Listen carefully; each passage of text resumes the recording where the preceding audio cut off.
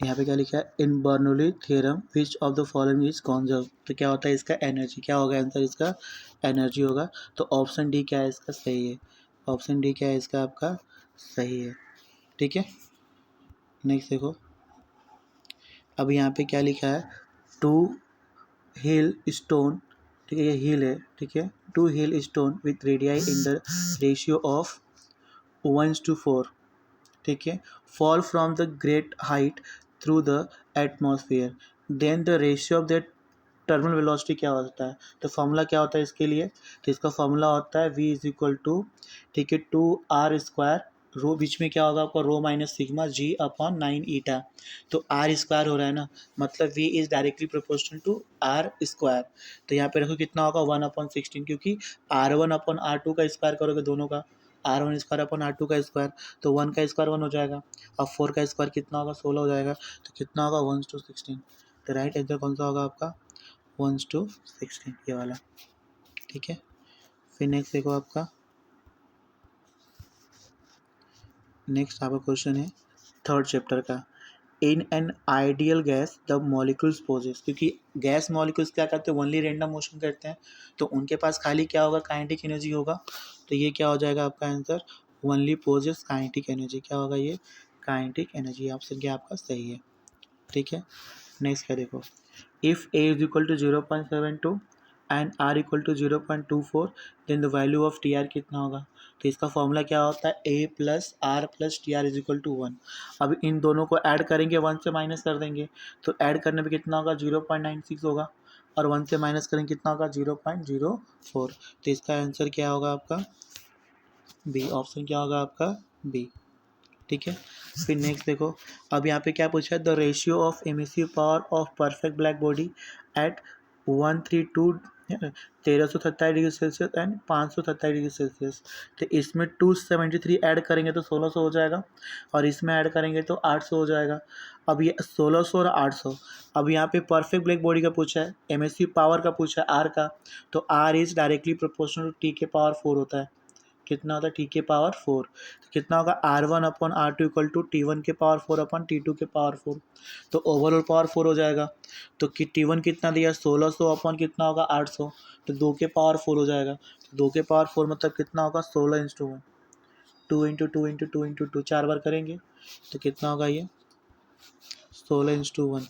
तो कितना होगा ऑप्शन बी हो जाएगा। ठीक है, नेक्स्ट देखो आपका, from ever figure select your answer. तो क्या पूछा है आपको, मीन फ्री पाथ पूछा है। तो फॉर्मूला क्या होता है, लैम्डा इज इक्वल टू 1/√2, ठीक है, पाई एंड डी स्क्वायर, क्या होता है पाई एंड डी स्क्वायर। तो ऑप्शन क्या होगा आपका सी, तो ऑप्शन सी क्या है आपका सही है। ठीक है, नेक्स्ट देखो, if pressure of N ideal gas decrease by 10%, अगर 10% से डिक्रीज होगा तो कितना वो इंक्रीज होगा, तो वो 10% तो इंक्रीज होना चाहिए, लेकिन बाई कैलकुलेशन जाएंगे तो इसका आंसर कितना आएगा 11.11% आएगा। ठीक है, तो इसका ऑप्शन क्या होगा आपका डी, क्या होगा आपका डी। ठीक है, फिर यहाँ पे दिया KTG का मैंने दिया यहाँ पे, फिर यहाँ पे क्या है चैप्टर 4 का है, क्या लिखा है, the second law of thermodynamics deal with the transfer of heat. ये 2023 के पेपर में जुलाई में आ चुका है ये। ठीक है, तो इसका आंसर क्या होगा आपका, देखो ऑलरेडी यहाँ पे ठीक है, तो ये क्या होगा आपका सी। ठीक है, फिर यहाँ पे क्या दिया आपको, नेक्स्ट आपको दिया है the first law of thermodynamic deal with the transfer of energy, क्या होगा ट्रांसफर ऑफ एनर्जी। तो इसका आंसर क्या होगा आपका बी। फिर यहाँ पे लिखा है which of the following system freely allowed to exchange of energy and matter with its environment. तो ओपन में क्या होता है दोनों एक्सचेंज होता है, तो इसका आंसर क्या होगा ओपन सिस्टम। क्लोज रहेगा तो खाली एनर्जी ट्रांसफ़र होगा, मैटर ट्रांसफ़र नहीं होगा। अगर आइसोलेटेड होगा तो क्या होगा दोनों ट्रांसफ़र नहीं होगा। ठीक है, अब यहाँ पे क्या लिखा है two system at same temperature are said to be in a thermal equilibrium. तो इनका दोनों का टेम्परेचर सेम है, क्या होगा थर्मल इक्विलिब्रियम। फिर लिखा है for work done to be reversible the process should be. तो इसका प्रोसेस क्या होगा आपका एडियाबेटिक, क्या होगा आपका एडियाबेटिक। ये वाला क्वेश्चन मैंने कहाँ से पिकअप किया है, आपके बोर्ड के क्वेश्चन बैंक से है। ठीक, इसका आंसर साइक्लिक कभी नहीं होगा। साइक्लिक प्रोसेस में क्या होता है internal energy remain constant initial point पे और फाइनल पॉइंट में। तो डेल्टा यू क्या होता है आपका 0, मतलब चेंज इन इंटर एनर्जी क्या होगा आपका 0 होगा, बट ये वाला ऑप्शन यहाँ पे नहीं होगा। ठीक है, अब यहाँ पे देखो, heating a gas in a constant volume, तो कांस्टेंट वॉल्यूम तो क्या होगा, आइसोकोरिक होगा। अगर कांस्टेंट हीट होगा तो एडियाबेटिक होगा। ठीक है, देखो यहाँ पे, ठीक है, अगर आइसोबैरिक दिया है तो इसका मतलब क्या होगा, कांस्टेंट प्रेशर होगा। अगर साइक्लिक होगा तो क्या होगा, constant internal energy, initial and final point. ठीक है, तो इसका आंसर क्या होगा आपका ए। फिर यहाँ पे क्या दिया आपको, फिर यहाँ पे दिया in which of the following process does not internal energy of the system remain constant, मतलब कहाँ पे इंटरनल एनर्जी ऑफ सिस्टम क्या होता है आपका कॉन्स्टेंट होता है। अभी आप बोलो सर साइक्लिक प्रोसेस तो दिया नहीं है, लेकिन साइक्लिक प्रोसेस और आइसोथर्मल प्रोसेस का कॉन्सेप्ट सेम होता है। तो इसलिए साइक्लिक प्रोसेस में डेल्टा यू 0 होता है और आइसोथर्मल में क्या होता है, डेल्टा टी 0 होता है। अब दोनों के लिए दोनों कॉमन है, जब डेल्टा टी 0 तो डेल्टा यू 0 होगा, जब डेल्टा यू 0 होगा तो डेल्टा टी 0 होगा। इसका मतलब प्रोसेस कौन सा होगा आपका, ये आइसोथर्मल। कौन सा होगा ये, आइसोथर्मल।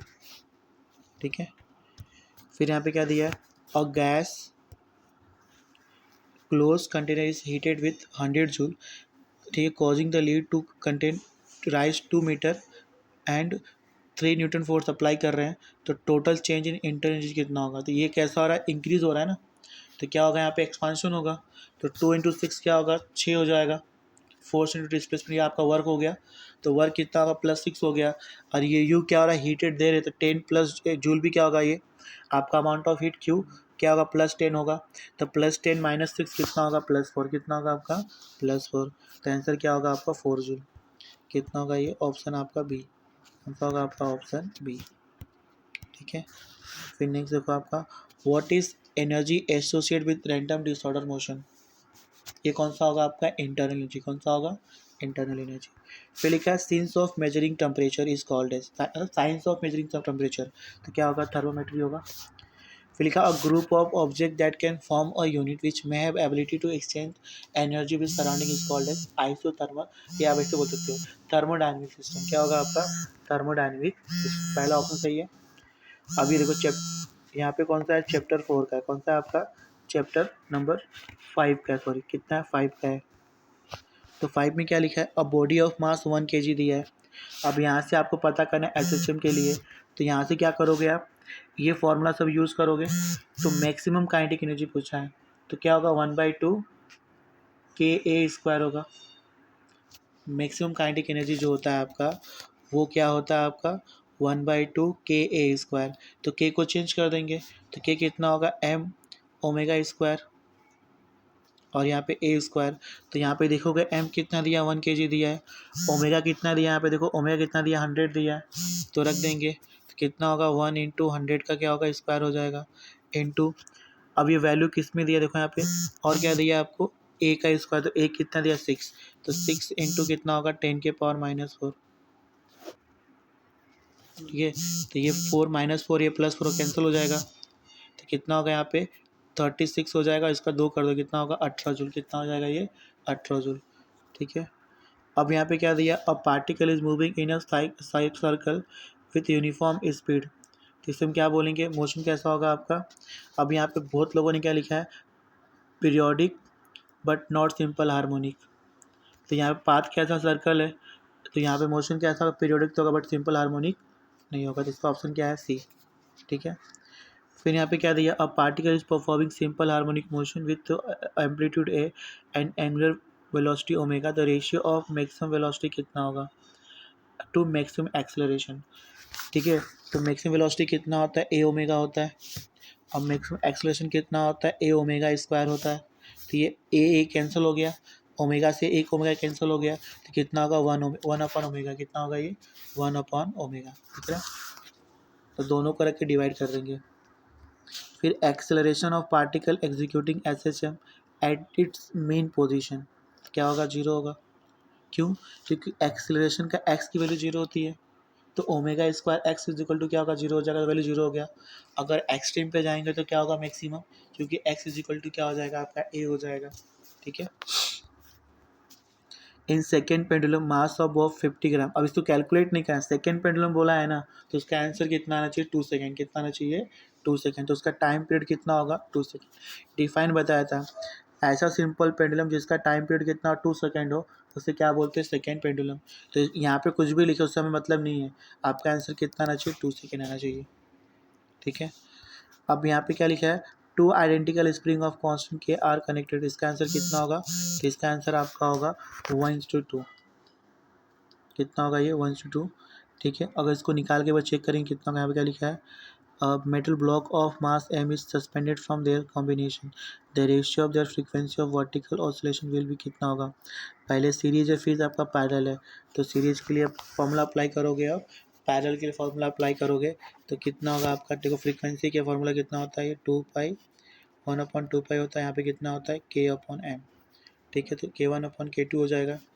ठीक है, यहाँ पे तो पहला सीरीज है फिर कैसा आपको पैरेलल है, तो सीरीज का अप्लाई करेंगे पैरेलल का अप्लाई करेंगे। तो सीरीज का कितना होता है आपका, सीरीज का आपका होगा, अगर सीरीज में रहेगा तो कितना होगा ये k1 k2।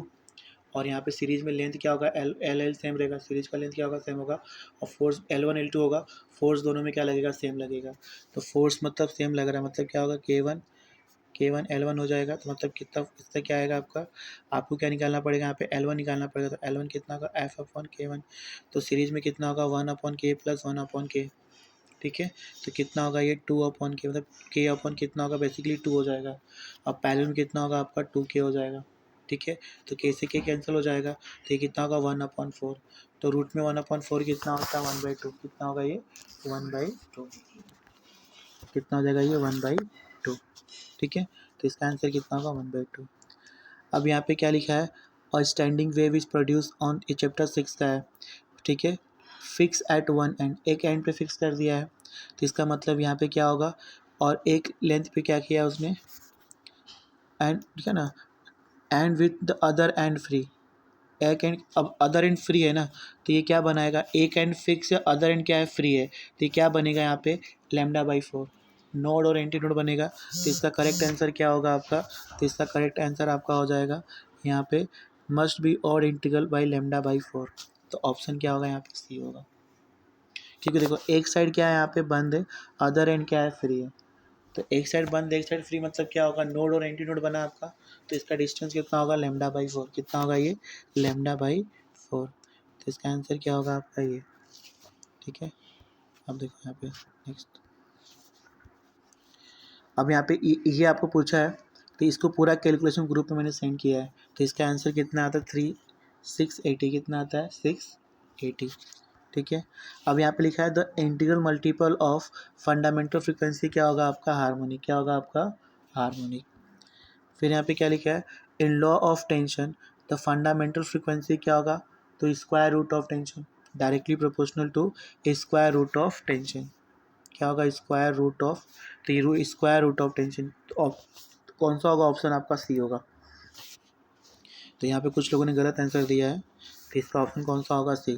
क्योंकि क्या होता है आपको भी पता है n = कितना होता है 1/2l, और अंडर रूट कितना होता है t/m। तो ये n और t कैसा है आपस में डायरेक्टली प्रोपोर्शनल है, और t कैसा है इसमें रूट में, कैसा है ये रूट में है। ठीक है, अब नेक्स्ट देखो, an organ pipe of length 0.4 metre open at both the end दिया है 340 दिया है। तो कैलकुलेट करोगे तो इसका आंसर कितना आएगा 425 बाई कैलकुलेशन। अब कौन सा ओपन पाइप का बोला है, तो फॉर्मूला क्या होगा n = आपका हो जाएगा, फॉर्मूला n = हो जाएगा आपका V/12l। तो यहाँ पे L आपको दिया है, V आपको दिया 340.2 दिया, तो कितना होगा 0.8 हो जाएगा। तो 240 को 0.8 से मल्टीप्लाई करके देख लेना। ठीक है, तो कितना का जो है आपका आंसर हो जाएगा। ठीक है, और वो वाला देखो उसका उस वाले क्वेश्चन का आंसर मैंने यहाँ पे दिया है, जिसका 680 आंसर था PDF में। ठीक है, फिर यहाँ पे नेक्स्ट चैप्टर नंबर 7 होगा। ये चैप्टर नंबर 6 का MCQ देखो इस PDF मैंने दे दिया पूरा, क्योंकि बहुत लोगों ने गलत किया था, तो यहाँ पे मैंने आंसर दिया है इसका। ठीक है, फिर से ये भी क्वेश्चन उसी का है, देखो देख रहे आंसर 425। फिर आपका नेक्स्ट चैप्टर नंबर क्या होगा आपका 7। लिखा when light travel from optical rare medium to optical denser medium, तो रेयर टू डेंसर आ रहा है, तो क्या डिक्रीज़ होगा, क्योंकि डेंसर माने में क्या होगा, वेवलेंथ कम हो जाएगा उसका, तो वेवलेंथ क्या होगा आपका, कम हो जाएगा। ठीक है। फिर light follow the wave nature because, क्योंकि उसमें क्या होता है, it's exhibiting phenomena of interference, तो इसका ऑप्शन सी सही है। ठीक है। Which of the following can not produce two coherent source, दो कोहेरेंट सोर्स प्रोड्यूस, ठीक है, क्या क्या can not produce two coherent source. ठीक है, तो क्या होगा, प्रिज्म, क्योंकि हम लॉर्डली मिरर यूज़ करते हैं, फ्रेशनल प्रिज्म यूज़ करते हैं, यंग डबल स्लिट यूज़ करते हैं to get coherent source chapter 7 में, बट प्रिज्म का यूज़ हम नहीं करते हैं। ठीक है। The bending of the beam of light around the corners of the obstacles, बताया था ये कॉर्नर से यहाँ पे लाइट अगर बेंड हो गया, टर्निंग ऑफ लाइट हो रहा है, तो इससे हम क्या बोलते हैं, डिफ्रैक्शन। तो डिफाइन के लिए भी याद रख सकते हो, डिफ्रैक्शन मतलब क्या होगा, turning of light from the sharp corner of obstacles. ठीक है। Which of the following phenomena prove that light is transfer, तो क्या होगा आपका, पोलराइजेशन, खाली सिंगल प्लेन के लाइट को पास करता है, बाकी सबको ब्लॉक करता है। ठीक है। अब which property of light does not exchange when its travel from one medium to other medium, तो क्या होता है आपका, फ्रीक्वेंसी। ये लगातार 2 साल से आ रहा है, 22 के पेपर में भी आया था और 23 के पेपर में भी आया है। When unpolarised light is pass through an polariser, intensity क्या होगा, डिक्रीज होगा, क्योंकि हम लाइट को ब्लॉक कर रहे हैं ना, तो हम क्या ब्लॉक करना मतलब क्या हो रहा है, हम उसके एम्पलीट्यूड को डिक्रीज़ कर रहे हैं, तो इसका मतलब इसका ये क्या होगा, इसका इंटेंसिटी क्या होगा, डिक्रीज़ हो जाएगा। पहले इंटेंसिटी ज़्यादा था, अब उसको आधा पास कर दिए, तो फिल्टर करने पे क्या होगा, इंटेंसिटी कम होगा, क्या होगा आपका, कम। अब यहाँ पे ये जो 25:1 दिया है, तो इसका आंसर 5:1 नहीं होगा, क्योंकि इसका कौन से फॉर्मूला होता है, तो बाई फॉर्मूला जाएंगे तो कितना आएगा, 9:4 होगा, कितना होगा, 9:4 होगा। ठीक है। फिर यहाँ पे दिया, ये चैप्टर नंबर 8 का है, द पैरेलल प्लेट दिया, कैपेसिटर एक्सचेंज व्हेन आइसोलेटेड, इसका ऑप्शन क्या होगा, डी होगा, कौन सा होगा, डी। अब इसमें क्यों देखो, अब इसमें क्या बोला है कि कैपेसिटर को चार्ज किया फिर डिस्कनेक्ट कर दिया, अब चार्ज तो उतने रहने वाला है, क्योंकि उसको हम दोबारा चार्ज कनेक्ट किया नहीं है, जब किसी से कनेक्ट नहीं किया तो चार्ज डिस्चार्ज कैसे होगा, तो इसका चार्ज क्या होगा, कांस्टेंट होगा। अब रहा बात क्या है, आपका सेपरेशन डिस्टेंस को इंक्रीज़ कर रहे हैं, तो सेपरेशन डिस्टेंस इंक्रीज़ करेंगे तो क्या होगा, कैपेसिटी बढ़ेगा, क्योंकि सी इज इक्वल टू क्या होता है, epsilon not upon D, A epsilon not upon कितना होता है, डी, डी को बढ़ाएंगे तो क्या होगा, सी कम होगा, सी क्या होगा आपका, कम। तो कैपेसिटेंस की कैपेसिटी क्या होगी, देखो कैपेसिटेंस क्या होगा आपका, डिक्रीज़ होगा, अगर कैपेसिटेंस डिक्रीज़ होगा तो पोटेंशियल क्या होगा, बढ़ेगा, तो सी इज इक्वल टू क्या होता है, क्यू अपॉन वी, क्या होता है, क्यू अपॉन वी, तो वी क्या होगा आपका, बढ़ेगा, क्योंकि ये कम होगा तो वी क्या होगा आपका, बढ़ेगा। Energy store in capacitor and dissipated during the charging, अब स्टोर कितना होता है, आधा एनर्जी, स्टोर कितना होता है आपका, स्टोर आपका होता है 1/2 QV, तो लॉस भी तो इतना ही होता होगा, तो लॉस का और गेन का दोनों का रेशो कितना होगा, 1:1, ये दोनों कैंसिल हो जाएगा, तो आंसर कितना आएगा, 1:1। ठीक है। तो इसका आंसर कौन सा होगा, फर्स्ट। ठीक है। और इस वाले क्वेश्चन का इसको पूरा सॉल्व करना पड़ेगा, तो इसका आंसर कौन सा होगा आपका, डी होगा, कौन सा होगा आपका, डी। ठीक है। और इस वाले का आंसर कौन सा होगा आपका, इसका आंसर ए होगा, क्योंकि ये भी सॉल्व करना पड़ेगा पूरा, तो इसका फार्मूला आपको यूज़ करना पड़ेगा, A epsilon not upon D वाला फार्मूला। ठीक है। और इसको सॉल्व करने के बाद क्या करना पड़ेगा, यहाँ पे सी का फार्मूला होता है, तो आपको क्या पूछा, चार्ज पूछा है, तो सी निकालोगे, और वी आपको दिया है, तो आपको पता है कि चार्ज इक्वल टू कितना होता है, सी वी होता है, तो सी को यहाँ पे रख दो, वी को रख दो, सबको सॉल्व कर दो, आपका आंसर आ जाएगा। ठीक है।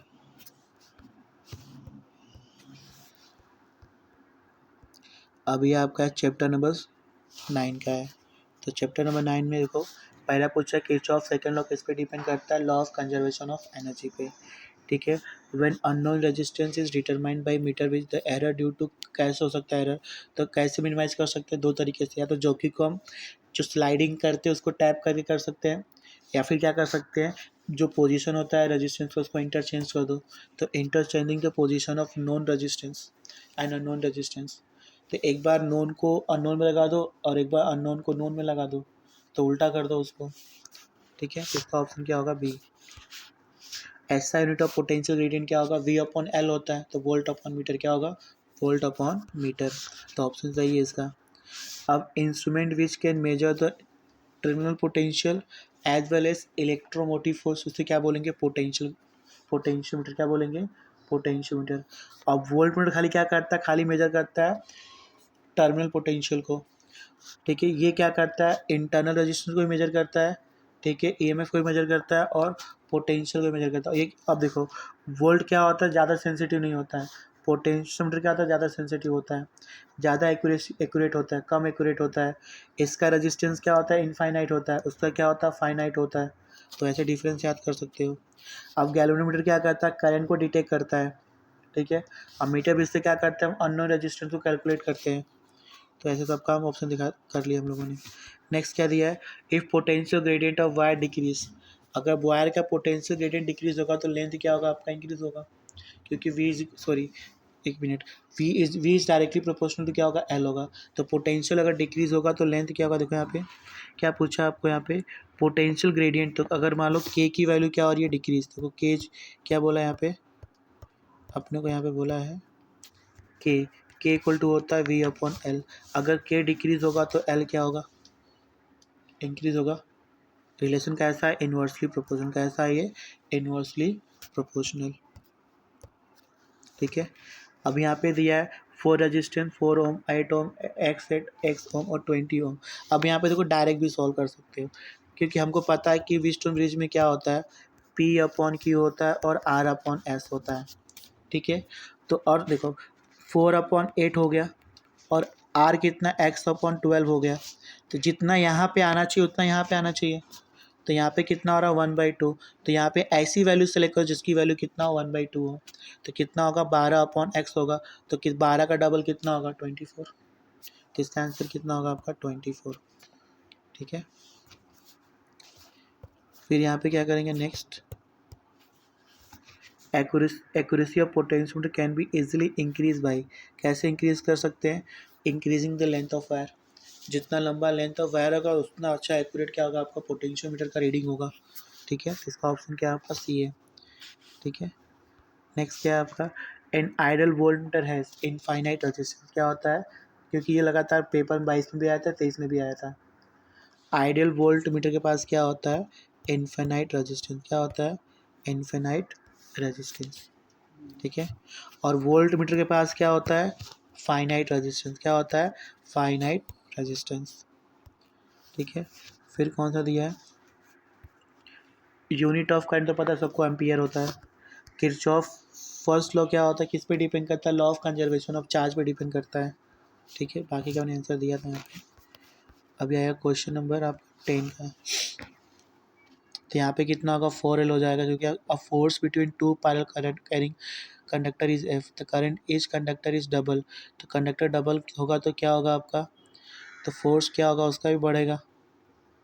तो फोर्स क्या होगा उसका, डबल का डबल होगा, तो कितना होगा, 4 गुना, कितना होगा ये, 4 गुना। फिर इसमें दिया है, क्योंकि हमको पता है कि कंप्लीट सर्कल का मैग्नेटिक फील्ड कितना होता है, B इज इक्वल टू होता है μ0I/2R, ठीक है। तो ये आधे का दिया है, तो इसको क्या कर देंगे, आधा कर देंगे। तो कितना होगा, μ0I/4R, कितना होगा, μ0I/4R। देखो यहाँ पे दिख रहा है, ऑप्शन नंबर सी, ठीक है। अब नेक्स्ट क्या है, which of the following is not unit of magnetic induction. तो कौन सा, गॉस होता है, टेस्ला होता है, वेबर पर मीटर स्क्वायर होता है, बट ओरस्टेड नहीं होता है। The magnetic dipole moment of current is independent to the magnetic field in which, option सही है डी वाला। Calculate the value of magnetic field at a distance 2 centimetre from the a very long straight wire is 5। इसका आंसर कितना होगा, first वाला। ये अपने टेक्स्ट बुक का क्वेश्चन नंबर 3, न्यूमेरिकल नंबर 3। तो कितना था, 5 × 10⁻⁻5 आया था, तो उसको चेंज करके लिखा है मिली टेस्ला में, ठीक है।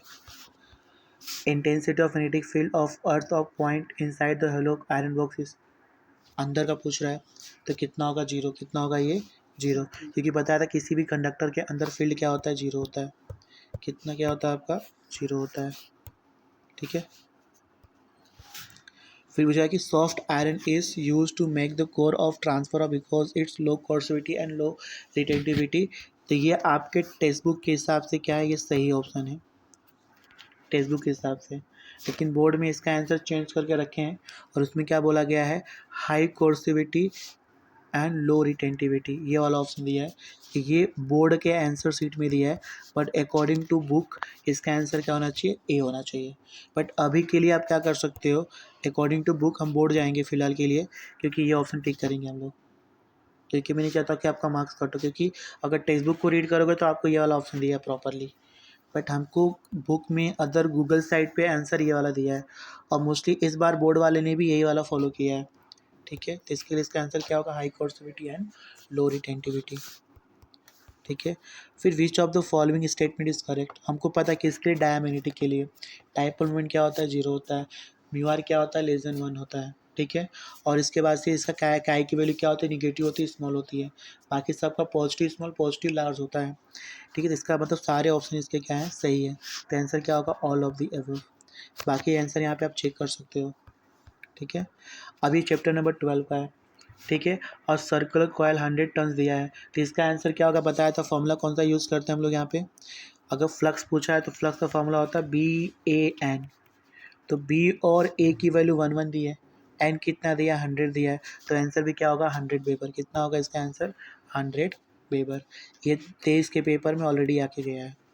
ठीक है, फिर यहाँ पे देखो नेक्स्ट, 2 इंडक्टर कॉयल दिया है, तो इंडक्टर्स में क्या होता है, इसका सीरीज कॉम्बिनेशन रेजिस्टेंस के जैसा होता है, तो L1 प्लस क्या होगा, L2, तो दोनों को ऐड कर दो, कितना हो जाएगा, 30।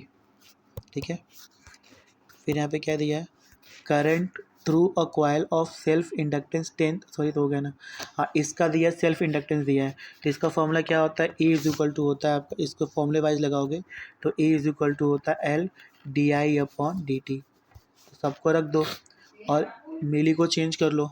ठीक है,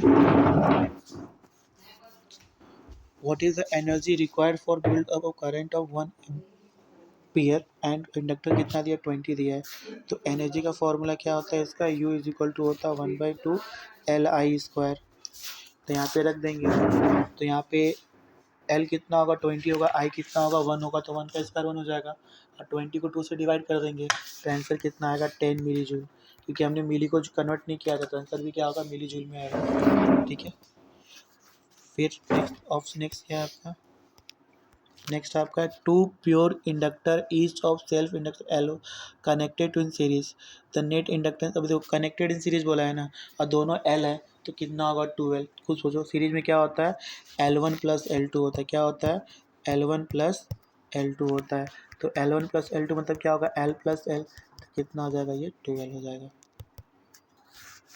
ठीक है, नेक्स्ट दिया है चैप्टर नंबर 13 का, और electric current in LC circuit at resonance is called as, जिसे हम बोलते हैं वॉटलेस करंट, मतलब पावर है बट करंट कितना वहाँ पे, जीरो है।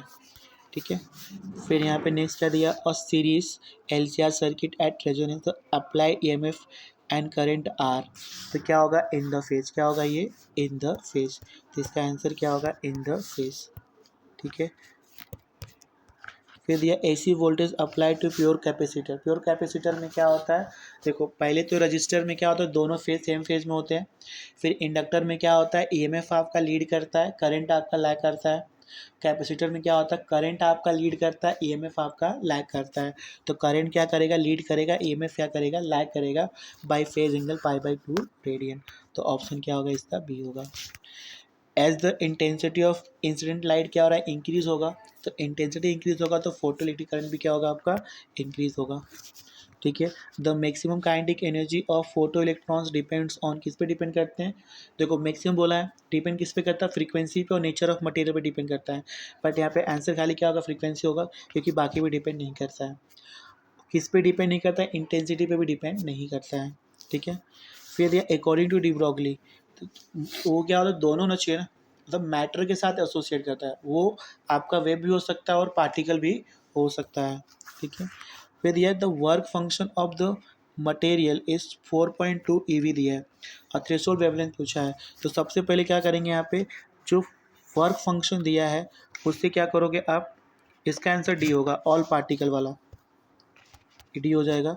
और यहाँ पे क्या होगा, फ्लक्स पूछा है, तो फ्लक्स पहले 4.2 को क्या करोगे, आप इलेक्ट्रॉन वोल्ट को जूल में करोगे, तो क्या करना पड़ेगा, 1.6 इंटू 10⁻⁻90 से मल्टीप्लाई करना पड़ेगा। मल्टीप्लाई करने के बाद क्या करोगे, फ्लक्स का फॉर्मूला होता है phi is equal to S C upon lambda naught. तो लेमडा नॉट निकालना है आपको, तो एस सी अपॉन कितना होगा 5, रख के सॉल्व करोगे तो आंसर आपको कौन सा मिलेगा 2959, क्योंकि ऑलरेडी आपका 2022 के पेपर में आके गया है। कितने मार्क्स के लिए, 2 मार्क्स के लिए आया था। फिर आपका देखो ये डायग्राम आपके लिए काफ़ी ज़्यादा इंपॉर्टेंट है, ये सब डायग्राम। फिर यहाँ पे चैप्टर 15-16 का न्यूमेरिकल MCQ रहेगा। तो select the correct option from the above figure.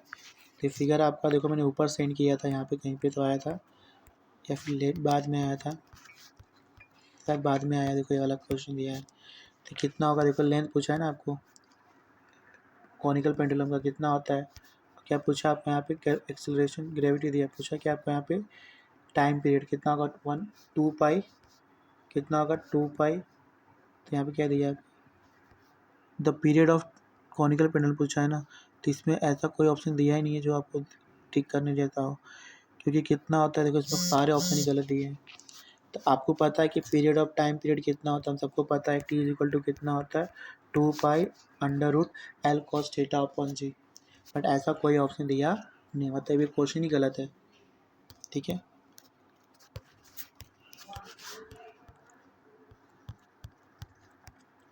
ये आपका चैप्टर 15 का है। तो radii Bohr at orbit directly proportional to क्या होता है, square of quantum principal quantum number, क्या होता है square of principal quantum number, option B होगा। क्योंकि हमें पता है कि आर इक्वल टू कितना होता है 0.53 एन स्क्वायर अपॉन जेड होता है, क्या होता है एन स्क्वायर अपॉन जेड होता है। फिर से देखो, BJT is the largest current flow कहाँ से होता है, एमीटर से होता है। फिर से series resistance is connected zener diode में क्या होता है, प्रोटेक्ट जीनो डायोड होता है। ठीक है, LED emit visible light when it's recombine, मतलब जब आपके इलेक्ट्रॉन होल पेयर्स क्या होते हैं, रिकम्बाइन होते हैं, तो क्या होगा आपका, अभी क्वेश्चन पेपर में आगे गया है। ठीक है, अब लास्ट क्या है, solar cell operate on the principle of photovoltaic action. Logic gate क्या होता है, जो मेक लॉजिकल डिसीजन। और ये क्वेश्चन क्या दिया है, the Boolean expression for exclusive OR gate क्या होता है, a circle A plus circle B, मतलब क्या होगा ऑप्शन बी, क्या होगा आपका ऑप्शन बी। ठीक है, या फिर इसके ऊपर आप ये भी लिख सकते हो ए बार डॉट पी प्लस ए बार डॉट बी बार, आप ये भी लिख सकते हो। ठीक है, और यहाँ पे क्या दिया है, कॉमन बेस कॉन्फ़िगरेशन दिया, तो इसका आंसर क्या होगा, तो इसका आंसर आपका होगा 0.2 और इसका आंसर क्या होगा 0.98, कितना होगा 0.98, क्योंकि देखो यहाँ पे दिया है बीटा दिया है और IE दिया है, तो यहाँ से आप जो निकाल सकते हो, बीटा दिया तो आप IB तो निकाल ही सकते हो, या IC निकाल सकते हो, या फिर बीटा से पूरा निकाल लो, तो आंसर कितना होगा 0.98। ठीक है, ये आपका हो गया। फिर लास्ट 2 MCQ 2-3, ठीक है, तो सबको करना है। और यहाँ पे क्वेश्चन दिया, ये कौन सा चैप्टर नंबर उसका है, 15 का है। The radius of fourth orbit, fourth पूछा है और किसका पूछा है, 8 का पूछा है, तो कितना गैप होगा, तो 4 का स्क्वायर अपॉन 8 का स्क्वायर, 4 का स्क्वायर कितना होगा 16 और 8 का स्क्वायर कितना होगा 64।